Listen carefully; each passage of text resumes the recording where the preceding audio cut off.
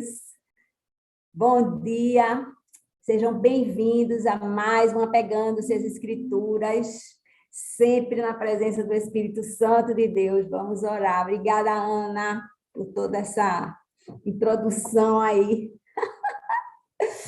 Pai, Tu és bom, Tu tens um dia maravilhoso reservado à nossa frente.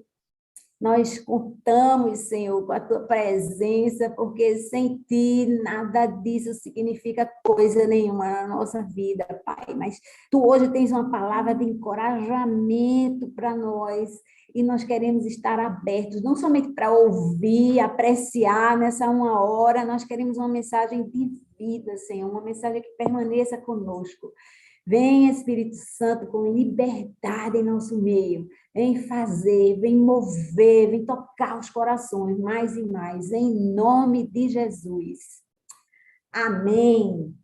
Amém, amados. Que bom a gente estar aqui, né? Vamos começar esse Apegando-se, que hoje ele é, gente... Eu não sei, eu sempre estou falando que as mensagens são maravilhosas, elas são edificantes, elas abrem a nossa mente, mas hoje eu queria que a gente entrasse com o coração aberto, eu queria que você ficasse vulnerável no seu coração. Eu acho que essa fala de hoje ela é uma ministração ao nosso coração, não é ensino, sabe? É assim que eu vejo o tema de hoje, então que nós possamos estar abertos ao que Deus vai falar para nós.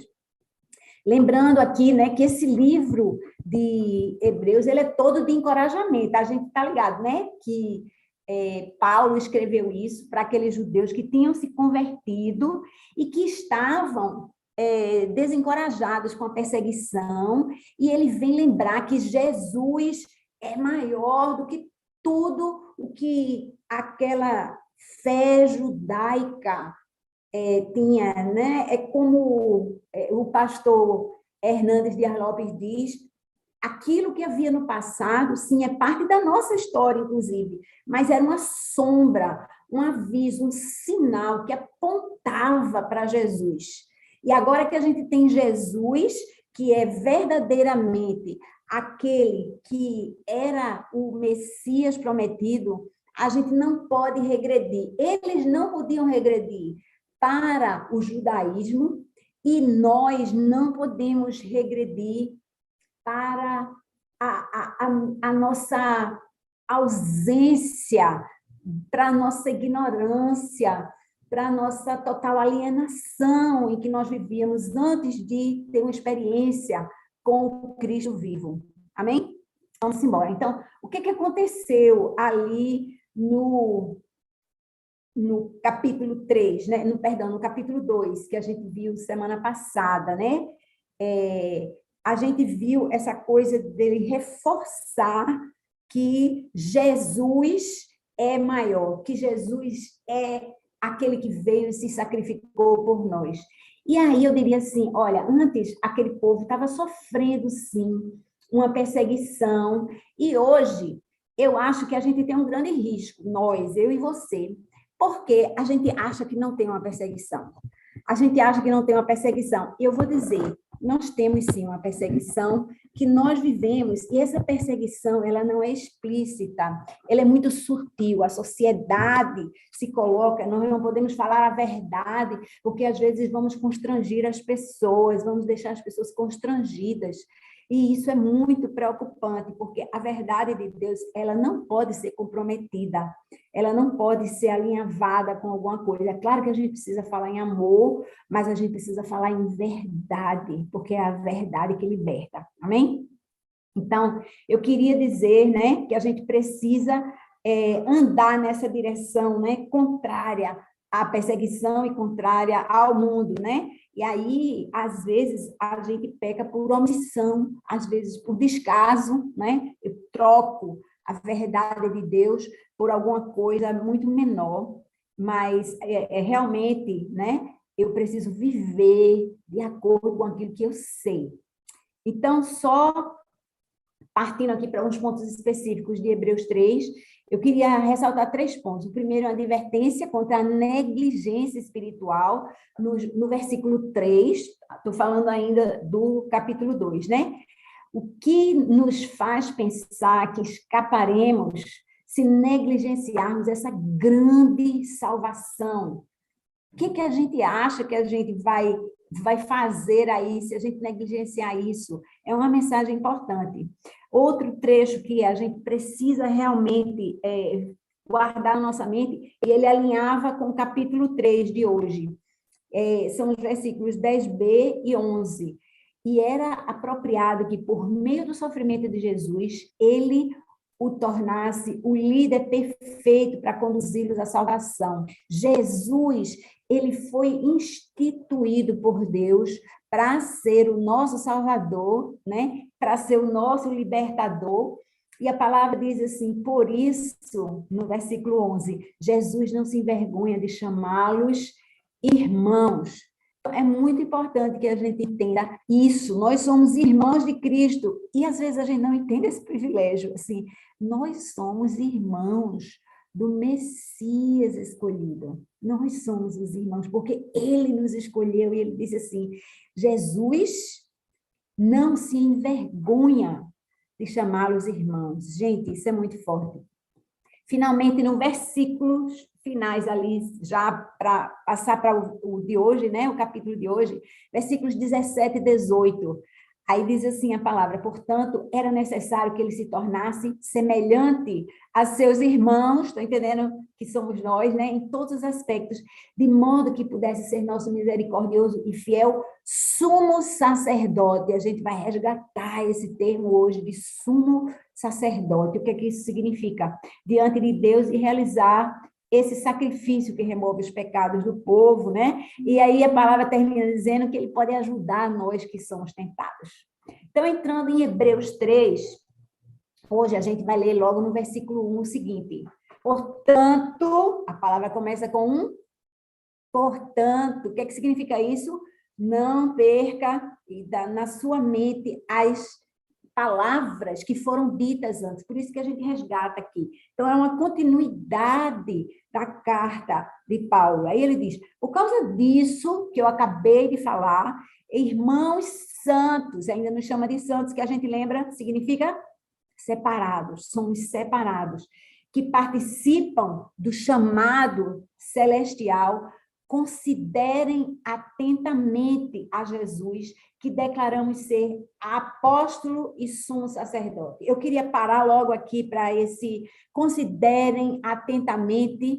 Isso é um termo grego que é usado em várias situações. Eu fui olhar, eu tenho tido essa vontade de olhar, né, em que situações as palavras são usadas. E essa palavra que é usada aí, que a gente traduziu como considerem atentamente a Jesus, significa contemplar, fixar a atenção em algo, atentar cuidadosamente para aprender. E para mim, Kátia, pessoalmente, me chamou a atenção de que esse termo ele é usado em 2 versículos e que tem muito a ver com a minha vida pessoalmente, mas eu acho que é muito ilustrativo para a gente aqui. Mateus 7:3 e Lucas 6:41. Todos dois são 2 versículos do Evangelho, um de Mateus e um de Lucas, que eu não sei se pegaram aí, vou dizer de novo. Mateus 7:3 e Lucas 6:41. Eles dois se referem àquele trecho da Bíblia que diz assim: por que você vê o argueiro que está no olho do seu irmão e você não enxerga? E é essa palavra, assim, não atenta, não presta atenção na trave que está no seu olho. E aí me chamou a atenção, assim, como é que, assim, a trave é um negócio grande, não dá para você passar despercebido. Se você tiver uma trave no seu olho, deve pelo menos me incomodar, vai ter alguma coisa aqui muito ruim. Então, você sabe que ele está ali, mas você não presta atenção nele. Percebe a intenção da palavra? A intenção é preste atenção nessa trave, essa coisa grande que você está vendo, mas você não presta atenção no seu olho. Enfim, isso é outra história só para dizer assim, considerem atentamente a Jesus, porque Jesus é grande, Jesus é o tema, ninguém entra e sai no domingo da igreja sem ouvir a palavra Jesus, mas às vezes a gente passa batido nessa coisa grande mesmo, insondável, imensurável, que é Jesus.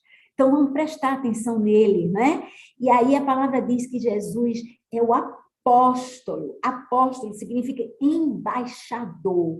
Ele é o representante do reino de Deus aqui. Apóstolo significa isso. Você pensa, um embaixador é alguém que sai do seu país, da sua nação, do seu reino e vai para outra nação, mas ele vai representando aquela nação. Ele é a grande autoridade ali. Ele representa essa nação ali naquela outra nação, né? Jesus veio à Terra, a nossa nação terrena, representar o reino celestial.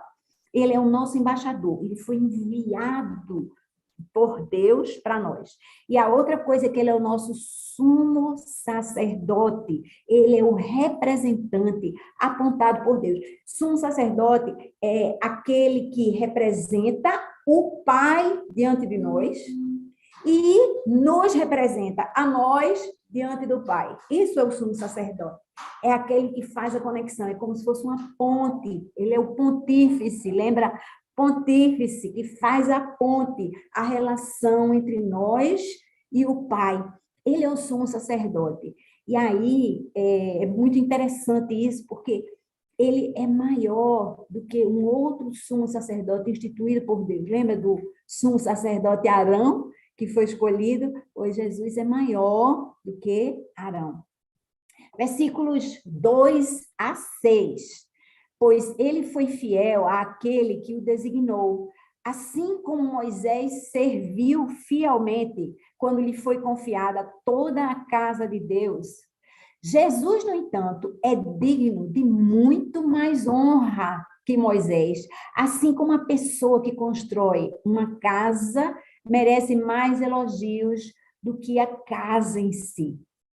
Gente, observe que, veja bem, o autor de Hebreus não está botando Moisés para baixo, de jeito nenhum. Ele está dizendo, Moisés serviu fielmente e foi honrado por Deus. Preste atenção, Moisés foi honrado. Ele conversava com Deus face a face. Ele conversava no monte, ele conversava na tenda. A palavra diz que Deus vinha na nuvenzinha dele, que eu digo sempre, né? Parava ali, estacionava na porta da tenda e ele ia conversar ali com Moisés. Pense numa honra que esse homem tinha. As pessoas ficavam só olhando de longe dessa tenda. Ele foi honrado diante dos irmãos, Arão e Miriam, lembra daquela história da lepra, pá? Quando eles questionaram a autoridade de Moisés, né? Ele foi honrado diante dos filhos de Corá, outra bronca grande também, lá do Antigo Testamento, está lá em Números 16. Mas Jesus, ele é maior do que Moisés. Jesus é o construtor da casa. Ele é a fonte de tudo, na verdade. De novo, né? Moisés era uma figura que apontava para Jesus. Então, observe os paralelos, né? Moisés, ele libertou o povo do cativeiro do Egito, mas Jesus libertou a nós do cativeiro do pecado. Percebe? Essa coisa. Aí Moisés conduziu o povo até a terra prometida, a Canaã, aqui da terra. Mas Jesus, ele nos conduz a Canaã celestial.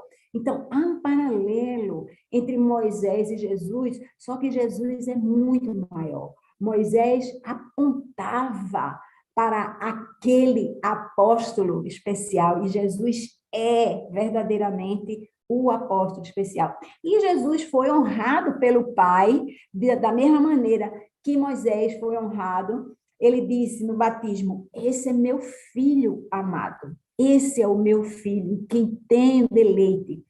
Jesus foi honrado na transfiguração, lembra?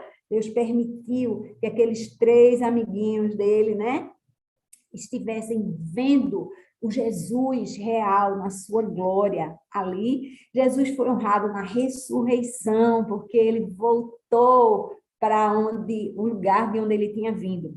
Moisés, ele tinha muito prestígio no meio do povo hebreu, mas ele era assim considerado o maior dos homens, na verdade, pela sua missão, pelas visitas, pelas conversas que ele tinha com Deus, né? Pela entrega da lei, ele é muito conhecido, né? Gente, ele representa a lei, na verdade.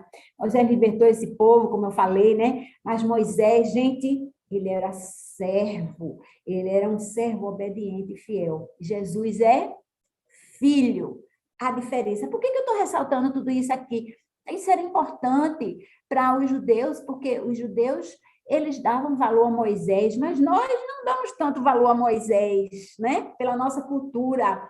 Eu quero dizer a você o seguinte, no lugar de Moisés, a gente coloca muitas outras coisas, dependendo da sua história, dependendo da sua vivência, você pode colocar uma figura, seu pai, sua mãe, alguém que lhe ajudou muito na sua vida, no emprego, no momento de desespero. Você valoriza, às vezes, não pessoas, mas uma posição, você entrega a sua vida por uma posição, às vezes você entrega a sua vida por um filho que você ama, e você quer lançar à frente como uma flecha que vai lá à frente, e às vezes até estraga o filho, porque dá tanta coisa que o filho não aprende a buscar alguma coisa por ele mesmo, mas isso aqui é uma outra coisa, outro assunto. Então, coisas e pessoas que nós colocamos como se fossem Moisés da nossa vida, e, na verdade, Jesus é maior do que quem quer que seja, ou o que quer que seja o seu Moisés, tá? É isso que eu quero dizer. E aí, o versículo 6 tem uma coisa muito especial, que é: nós somos a casa de Deus. Nós somos a casa de Deus. Ele fez uma igreja, Jesus fez uma igreja aqui na terra, invisível, mas nós somos a casa, a habitação dele agora, real. Porque ele não habita em casa feita por homens. E agora eu vou separar o final desse capítulo em dois trechos. Então, agora eu vou ler Hebreus 3, de 7 a 11. Isso aí é um trechinho, minha gente, um corpinho. Vamos lá. Por isso, o Espírito Santo diz: hoje, se ouvirem sua voz, não endureçam o coração, como eles fizeram na rebelião, quando me puseram à prova no deserto. Ali, seus antepassados me tentaram e me puseram à prova, apesar de terem visto meus feitos durante 40 anos. Por isso, fiquei irado com aquela geração e disse: seu coração sempre se desvia de mim. Vocês se recusam a andar em meus caminhos. Assim, jurei em minha ira, jamais entrarão em meu descanso. Gente, a gente vai falar desse trechinho aqui, parte a parte, mas eu queria que você anotasse aí agora, Salmos 95, de 7 a 11. Alguém aí, quem vai ser? Vai ser Liloca, vai ser Aninha, quem vai anotar? Sei lá, Fernandinha, Hebreus 7 a 11 que nós lemos, ele tem tudo a ver com Salmos 95, 7 a 11. Às vezes é Valéria, não sei não, porque não estou acessando aqui meu chat. Veja, Salmos 95, 7 a 11, é praticamente a mesma coisa. Eu vou ler rapidinho aqui para vocês. Pois ele é o nosso Deus, somos o povo que ele pastoreia, o rebanho sob o seu cuidado. Quem dera hoje vocês ouvissem a voz do Senhor, pois ele diz: não endureçam o coração, como fizeram seus antepassados em Meribá, como fizeram em Massá, no deserto. Ali eles me tentaram e me puseram à prova, apesar de terem visto tudo que fiz. Por 40 anos estive irado com eles e disse: são um povo cujo coração sempre se afasta de mim. Recusam-se a andar em meus caminhos. Gente, e aí continua ainda um pouco, né? Versículo 11. Assim jurei em minha ira, jamais entrarão em meu descanso.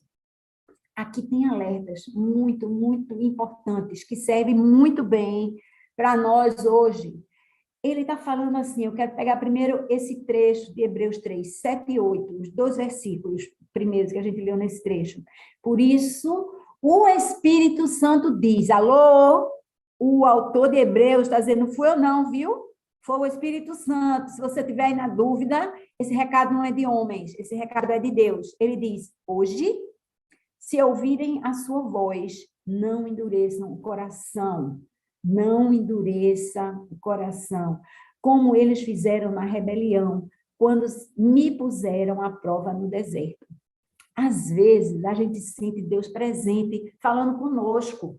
A gente sente Ele presente no apegando-se às Escrituras, a gente sente Ele presente no louvor que a gente ouve em casa, no culto, a gente sente Deus falando com a gente no sermão, mas a gente endurece o nosso coração.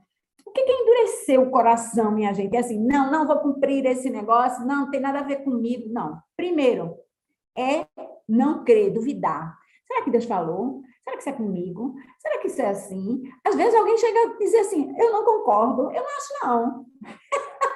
Eu não acho que é isso não. Às vezes você questiona a palavra de Deus. Isso é endurecer o coração.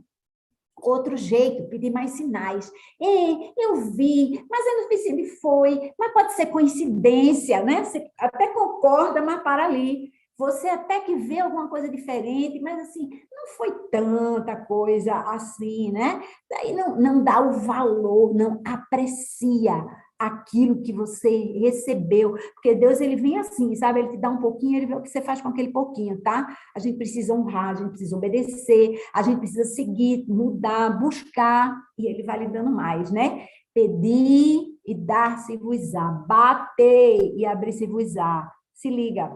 E aí, você pode também voltar à indiferença. Você ouviu, gostou, maravilha, mas aí você deixa isso para lá, concordei, gostei, achei ótimo, volta aos velhos hábitos, a gente chama esfriar, né? Esfriar na fé. É aquele negócio, eu não invisto na minha fé. E isso é muito ruim, porque, olha, eu vou dizer, a gente admira muito aqueles 12 apóstolos, mas eles investiram, sabe o que que eles investiram? A vida. A vida, eles largaram para lá, quem pescava peixe parou de pescar, quem cobrava imposto parou de cobrar. Minha gente, a coisa é dependente da nossa entrega, né? A gente às vezes duvida. E aí, versículo 8, ele fala assim: como eles fizeram na rebelião quando me puseram à prova no deserto.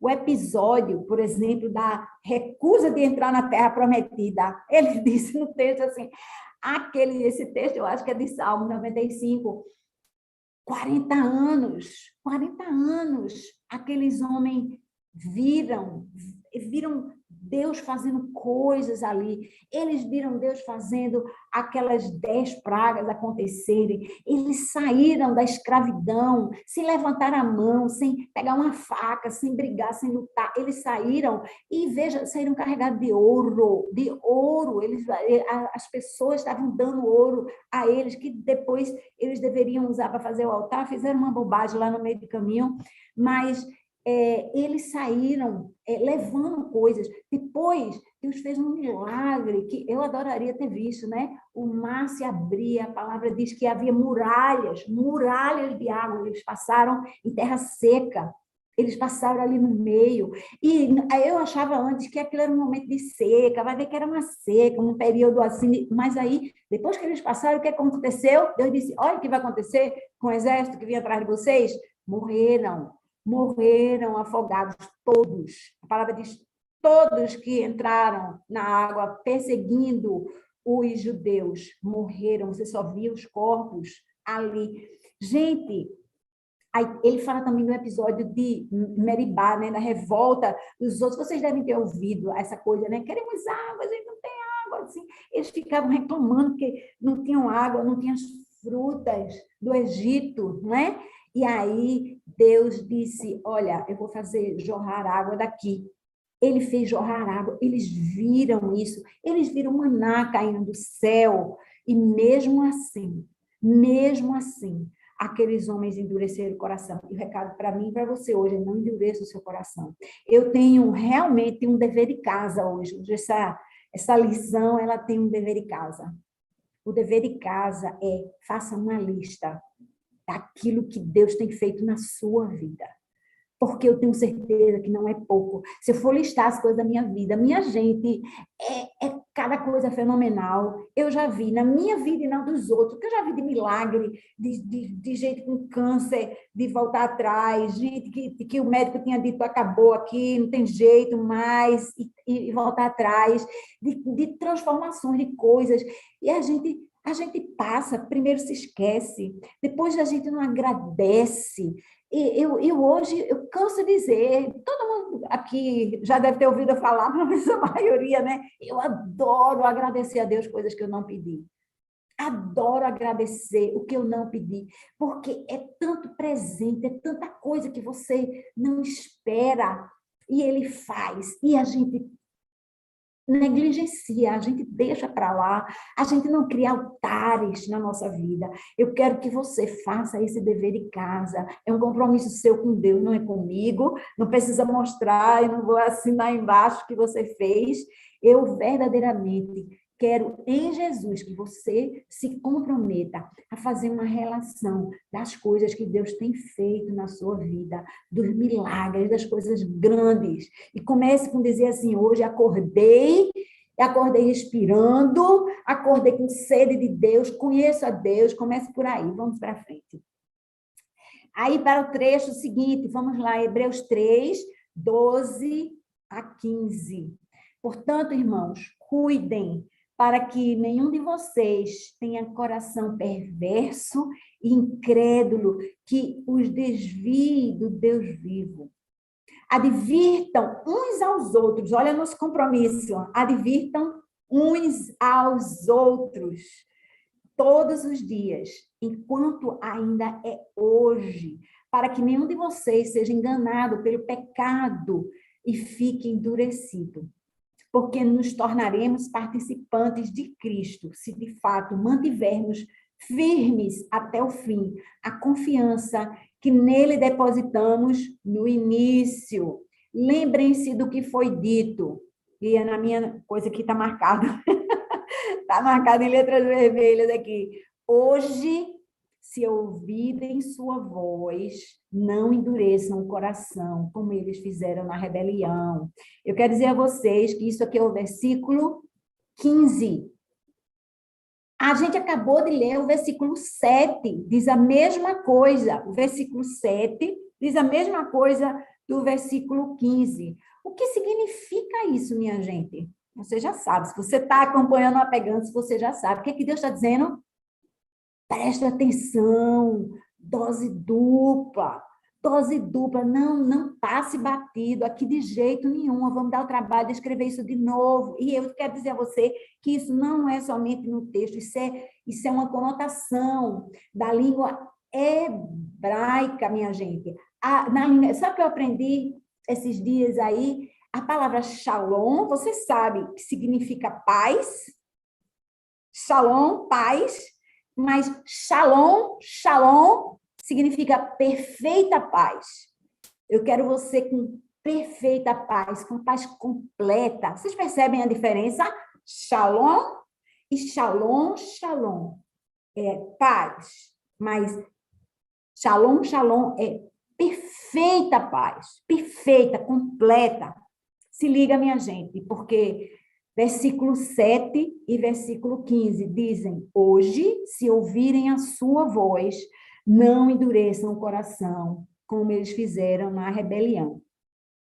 E aí, eu quero voltar ao versículo 12, que diz assim: cuidem que nenhum de vocês tenha coração perverso e incrédulo, que o desvie, né, do Deus vivo. O que significa isso? A gente tem que cuidar do nosso coração. Como é que anda o nosso coração? Às vezes eu estou cumprindo só tabela, não, já fui para a célula, não, já fui para o culto, não, já fui para a reunião dos homens, das mulheres, não, já fiz não sei o quê. Não é assim com o Senhor, não é assim com o Senhor. Eu estou ouvindo o que o Senhor está falando comigo pessoalmente. Às vezes eu ouço as pessoas dizer assim: Deus não fala comigo assim. Você parou quando para ouvir a ele? Ah, eu fiquei 2 minutos ali, eu orei, depois fiquei 2 minutos quietinho, calado, e não falou nada, né? 2 minutos para o Rei da Glória. 2 minutos para o Rei da Glória. Na nossa frenesi, né? É nada, é nada. Assim, a gente realmente precisa dar mais atenção a Deus. Outra coisa que é muito importante, essa coisa do advirtam-se uns aos outros. Nós precisamos viver em unidade, nós precisamos prestar conta. Você está desanimado? Não, estou bem, tudo bem, pronto. Você desperdiçou ali uma oportunidade de receber algo de alguém, a receber uma palavra de encorajamento, né? Não faça de conta que está tudo bem, nem para os outros, nem para você mesmo, né? Reconheça. É muito bom. Outro dia alguém ligou para mim por acidente, eu queria ligar para outra pessoa, desculpe. Aí a pessoa confessou, eu digo, oi, tudo bem? A pessoa nunca escreve para mim, nunca fez nada, tudo bem, não, ai, desculpa, eu fiz a ligação por acidente, sabe assim, quando você aperta, eu digo, que maravilha, eu fiquei super feliz de receber essa ligação sua, mesmo que você deva dizer, foi por engano, sabe? É como se fosse assim, aquela conexão. E é engraçado que de lá para cá eu já encontrei essa pessoa várias vezes e o sorriso é diferente. É como se houvesse ali uma conexão que foi criada por uma coisa tola, sabe? Faz isso, liga para alguém por engano, é muito bom. E outra coisa que eu quero, assim, colocar nesse trecho em realce é a palavra enquanto ainda é hoje. Veja aí no seu versículo 13. Enquanto ainda é hoje. Sabe o que significa isso? Enquanto é tempo. A gente está sempre achando que vai morrer daqui a não sei quantos anos, não fica querendo morrer, mas fica aí achando que eu tenho todo o tempo do mundo. Depois eu ligo para Deus, né?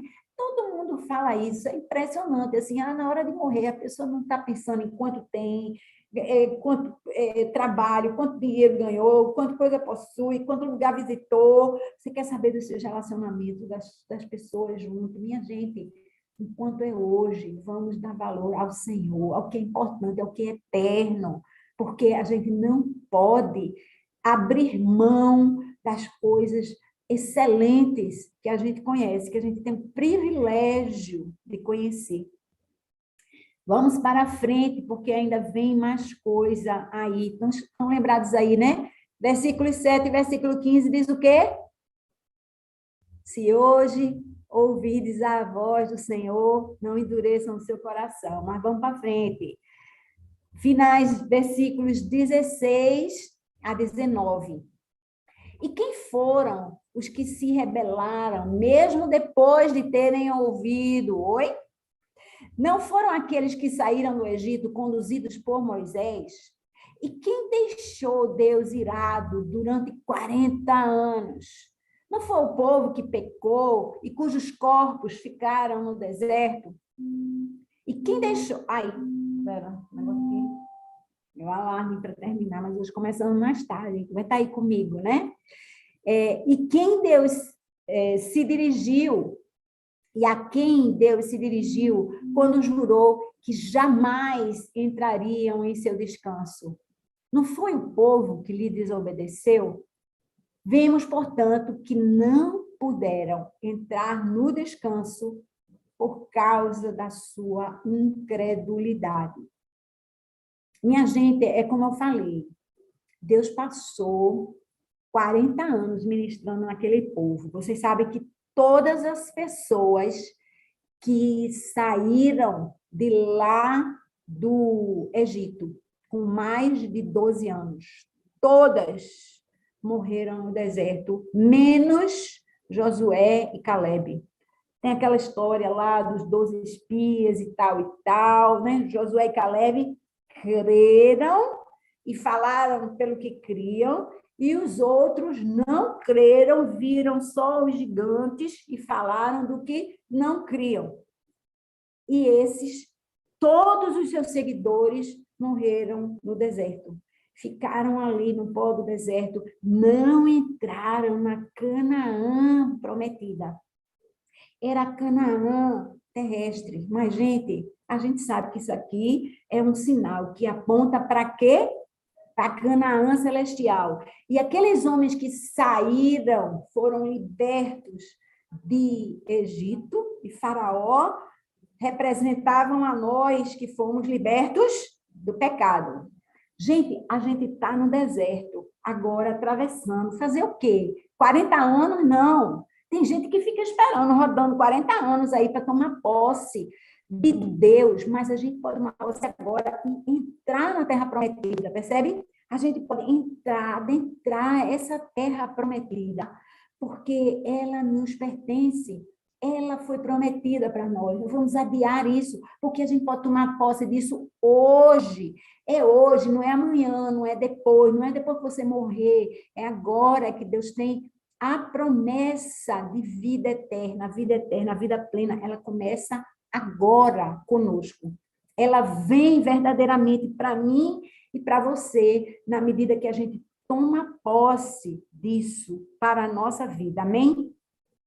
Eu quero ressaltar aqui no versículo 19. Muita gente quer entender a Bíblia para crer. Muita gente quer entender a Bíblia para crer. Veja bem, entender a Bíblia é muito bom. Deus quer se revelar a nós. Ele é o autor da Bíblia. Ele escreveu isso para que nós o conhecêssemos. Mas veja, a Bíblia, ela é um canal que fala sobre a pessoa. Então, a gente quer conhecer a pessoa de Deus. E na sua mente, a gente tem que botar uma limitação, e a gente entende até aqui.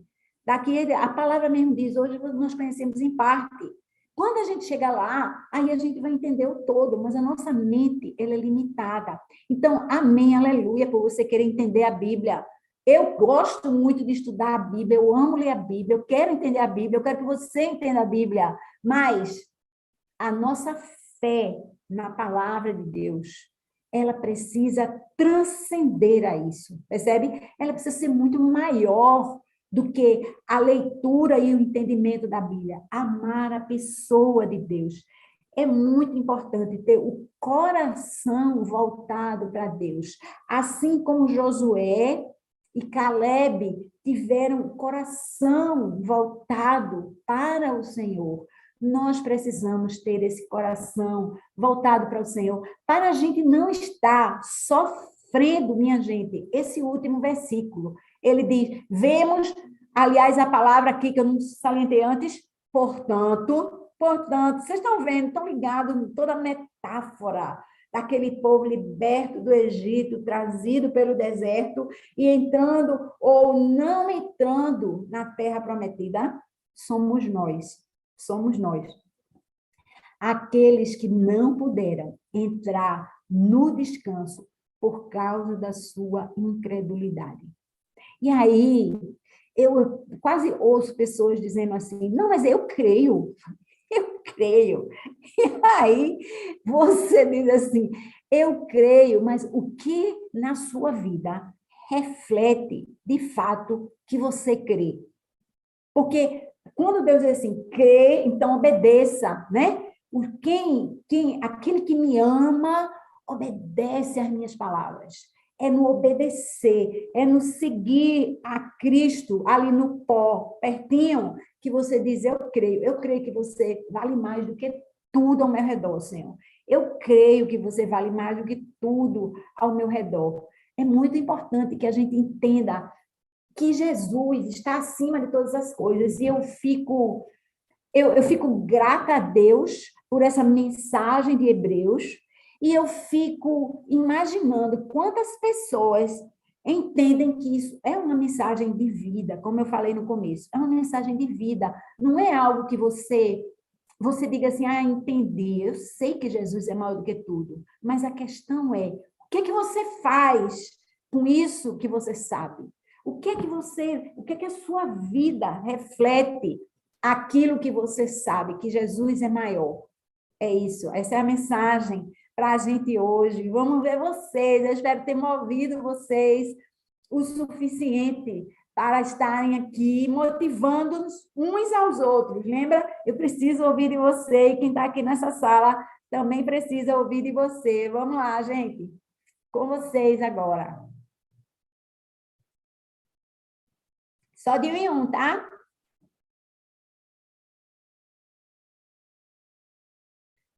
Quem vai abrir primeiro? Abre aí as câmeras para o povo ver e depois abre o microfone. Bom, vamos lá, né? Beijo, Bom dia a Amandinha. todos. Bom Bora, dia a bora, todos. bora. Essa parte final aí de Hebreus, né? É muito interessante quando ele fala do hoje, né? O hoje é coerente com o que ele fala antes, né? No versículo 13, ele diz, né? Encorajem-se uns aos outros, todos os dias, né? E durante o tempo que se chama hoje, né? A gente não pode ficar encorajando ninguém, né? Só lamentando do que se fez no passado, né? Então, o chamado é para o dia de hoje. A glória do dia de hoje ela é uma glória relevante para que a gente possa fazer conversão, né? Mudança, né? Esse é o nosso chamado, né? Todos os dias a gente tem que ter esse chamado de conversão, né? Cada um tem uma área específica que ou já tá perfeitamente trabalhada e outros estão no processo. Mas aí o chamado é para que a gente trabalhe isso como igreja, né? Encorajando uns aos outros. Porque depois você vai ver na concordância lá, quando ele fala do pecado, ele fala no tempo singular, ou seja, que o pecado é de cada um, né? Mas a gente precisa encorajar coletivamente, para que ninguém ache assim, esse desafio do pecado é uma coisa sozinha, te vira, Deus mandou tu ser obediente, tu transformar, te vira, vai sozinho. Esse não é o chamado. O chamado para a gente é assim, encorajarmos uns aos outros, para que a gente possa seguir juntos. Essa história de andar sozinho, o pecado é teu e tu anda sozinho, tu te vira, te arrepende. O arrependimento é individual, mas o encorajamento é coletivo. É verdade. A palavra diz que o ferro amola o ferro, né? E dói um pouquinho. Às vezes você está junto, né? Me incomoda, você fala muito, você fala pouco, você chega atrasado, você não sei o quê, né? Mas a gente vai amolando uns aos outros, né? A palavra diz: o ferro amola o ferro. Nós precisamos uns dos outros para sermos amolados. Vai doer, faz parte do processo, mas é muito bom. Você fica sharp, sharp. Vamos embora. Muito bom, Fernandinho. Obrigada, Lari. Oi, gente, bom dia. Tudo bem? Hebreus é como se você estivesse falando com o Espírito Santo, né? Pelo menos é assim que eu percebo. E aqui eu acho que essa chamada em relação à incredulidade, ela é muito importante. Na realidade, ela é essencial, porque a incredulidade, para mim, é o contrário exatamente da fé, né? Então, assim, você não consegue agradar a Deus, você não consegue dar um passo no sentido da espiritualidade e ouvir, discernir sobre o que vem do Espírito, se você não tiver fé. Então, então, na hora quando ele chama a atenção em relação à incredulidade, eu acho que às vezes a incredulidade nem para a gente está perceptível, sabe? Quando você está assim, eu creio, é legal, mas não acontece comigo. Não, eu creio, mas os da minha família talvez não dê. Não, eu creio, mas meu dia a dia está tão difícil. Não, eu creio, mas sabe? Então, assim, eu acho que aí vem o português, né? Mas, portanto, todavia, entretanto. Então, assim, a incredulidade, ela é enganosa, eu acho que assim, sabe? Ela é enganosa, ela engana mesmo. Eu não estou falando que a pessoa está fazendo isso porque está achando bonitinho, não. É porque, assim, a entrega realmente é de todo coração. A entrega para o Espírito Santo não é algo que você faz, virei a chave. Não é. Para isso, você tem que ter intimidade, tem que ter amor, tem que ter confiança. Então, assim, é bem diferente, é muito mais profundo do que dizer, eu creio. Porque crer todo mundo, assim, tenho certeza, todo mundo, até o diabo, né, ele crê, mas tudo bem, menos ateus. Mas, assim, né? Então, assim, ele é muito profundo. Então, cuidado com a incredulidade, porque ela é enganosa. E se a gente não tiver cuidado, ela é quem cerceia a nossa vida, a nossa fé. né? A gente poder viver e discernir sobre o espírito. Então, eu achei isso muito, muito importante. Realmente é para a gente, não é para o outro, não. Porque quando você falou muito bem, quando você disse assim, ó, ele está chamando atenção para a gente, porque às vezes a gente se percebe tanto crédulo que de repente essa palavra é como se fosse para o outro, mas não é para a gente, mas é para a gente mesmo. Né? Então, assim, eu tomo isso e peço a Deus que se tiver áreas na minha vida, se eu tiver me auto-sabotando, que Ele não permita que isso aconteça. Amém, Larissa. A palavra diz mesmo, né?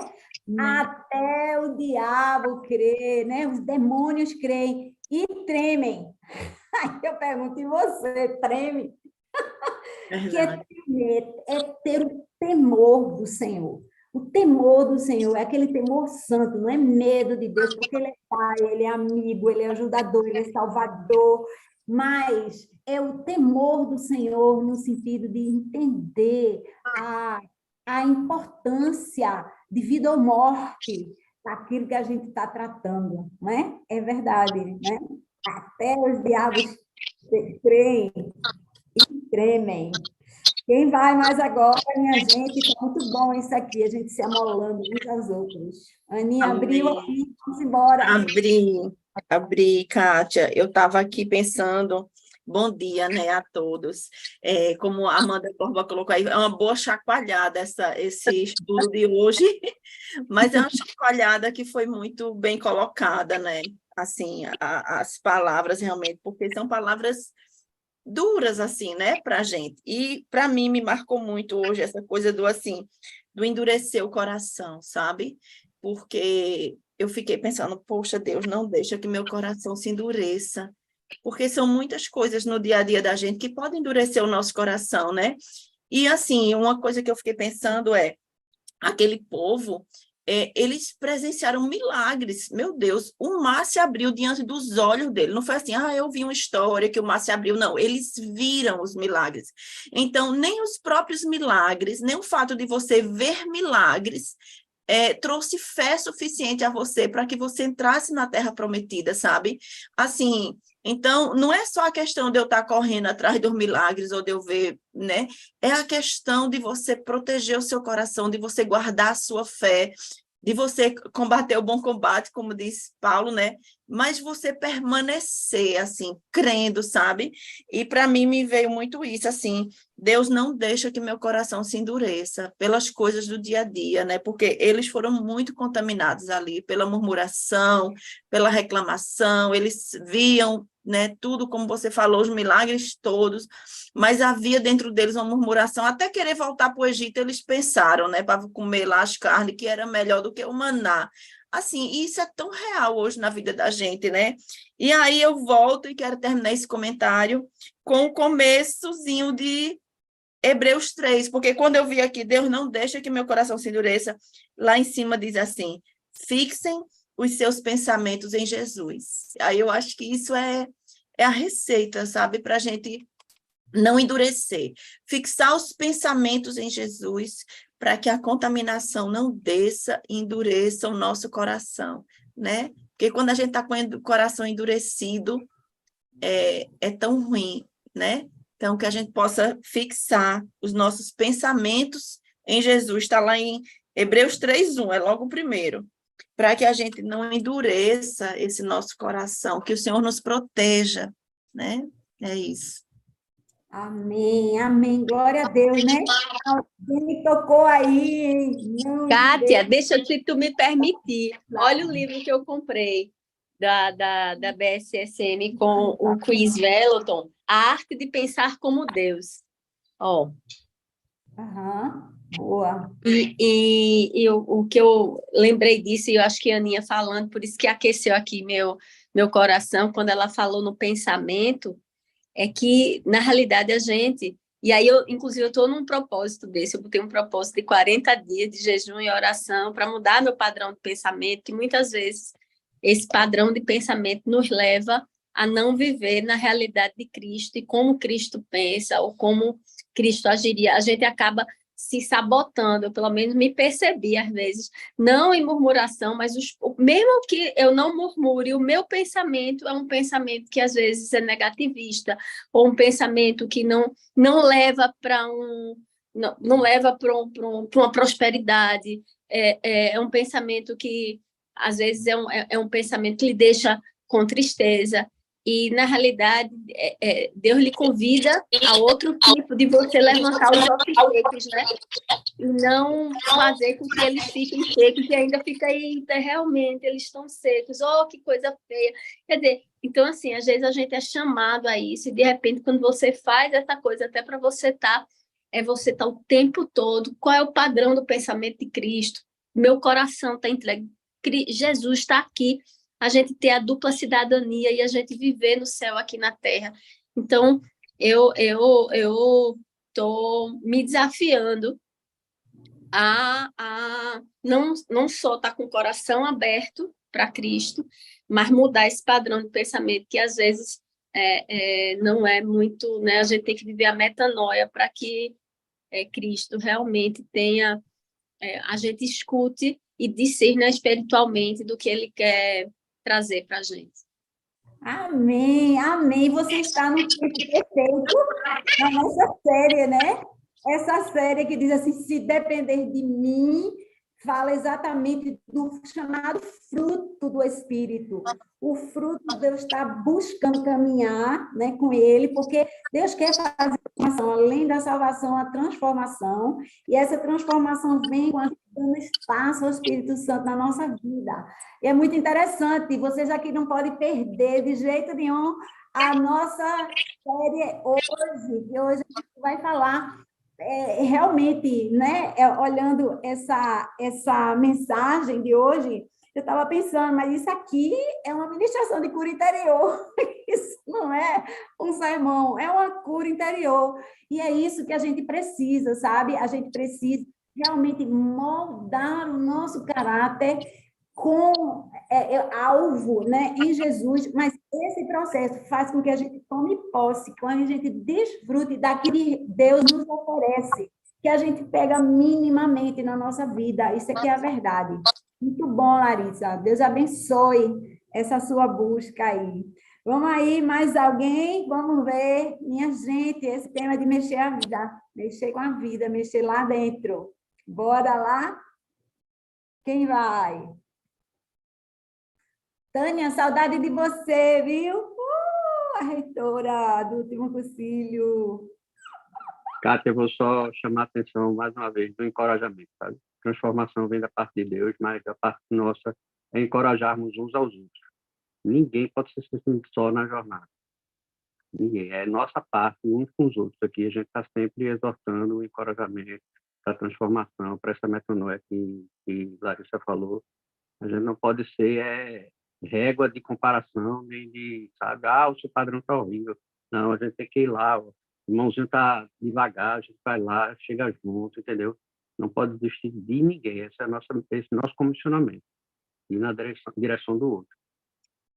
Isso, Fernandinho. E mais, eu acrescentaria aí, né? Eu acho que está falando encorajar de chegar perto, né? De falar com as pessoas, mas lembra também do teu testemunho. Às vezes a gente encoraja as pessoas só com o testemunho, só por estar lá, só por estar fazendo isso, a gente chega, né? Junto da pessoa, no coração da pessoa, sem abrir a boca, porque ela enxerga, ela diz assim, essa pessoa tem alguma coisa aí que eu não sei o que é, mas eu quero para mim.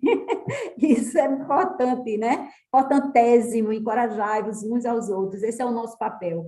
Esse é o nosso papel. Mais alguém, minha gente? Cadê vocês? Cadê vocês? É isso? Então, eu quero encorajar vocês a estarem, como eu falei, né? Seguindo a série. Essa série é realmente edificante, eu acho que essa é a palavra, né, para essa série, se depender de mim. Aí a gente, uma palavrinha. a gente pode fazer. Fala, Tânia. Uma palavrinha, sei que você está terminando. Me veio agora que esse capítulo é completamente a famosa Bíblia viva, né? Você, quando entra com tudo isso no coração, né? É o que eu tenho atualmente só procurado crescer dentro de mim, é o coração, né? Passei esses 3 meses preparando para o cursilho e foi muito claro, quanto mais você falava no coração, mais as coisas fluíam, né? Quantas coisas foram quebradas lá de por oração, por tudo isso. Então, é sermos Bíblia viva, é cada dia mais a gente mergulhar na palavra que faz a gente ajudar um ao outro e crescer, né? É isso aí.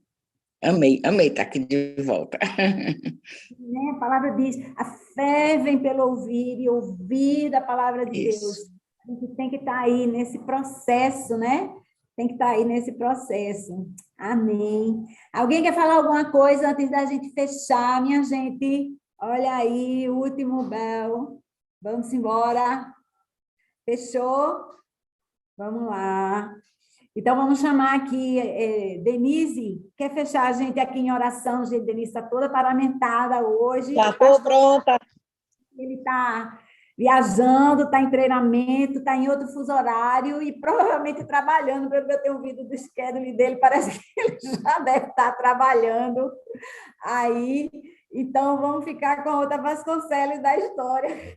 Amém, amém. Ele está bem lá, realmente não tem nenhum dia off, todos os dias tem atividade, inclusive domingo, bem puxado, mas ele está gostando. Mas eu queria só ressaltar, né? Porque lógico que nós temos que vigiar, nós temos que estar atentos a endurecer o coração, mas Jesus é o nosso sumo sacerdote, ele cuida de nós. Ele cuida de nós. Nós não estamos na nossa própria sorte, né? Então, quando a gente está meio que desviando, ele dá um tchu, assim, ele dá uma puxadazinha. E foi muito bom todo o estudo de hoje, maravilhoso, porque falar de Jesus e falar dessas questões que precisamos estar atentos, né? É sempre bom trazer a nossa lembrança, mas somos seguros nele, que é o nosso sumo sacerdote, nosso Pai maravilhoso. Amém. Obrigada, Deus, por esse estudo, obrigada pela tua palavra, Deus, que é viva, que é eficaz, que corta, Deus, o nosso entendimento, que vem trazer luz, Pai, à nossa mente. Pai, em nome de Jesus, te agradecemos, Deus, pela tua porção, por tu seres, Senhor, esse Deus tão cuidadoso sobre nós, que jamais endureçamos o coração, Deus. Muito obrigada, Pai, nos leva agora para os cultos na tua presença, Deus, que sejamos surpreendidos por ti. Quero agradecer, Deus, pela vida de Kátia, que se dedica aqui, cada vida que vem buscar a tua presença nessa manhã, Pai. Que a tua bênção, a tua mão esteja sobre cada casa, sobre cada família. Em nome de Jesus. Amém. Até já, gente. Olha, hoje é Kátia nos 2 cultos, viu? Olha lá, que bênção. Agora. Aleluia. Que bom para vocês. É domingo. Se Deus quiser. Beijos, tchau. Tchau, Deus abençoe. Daqui a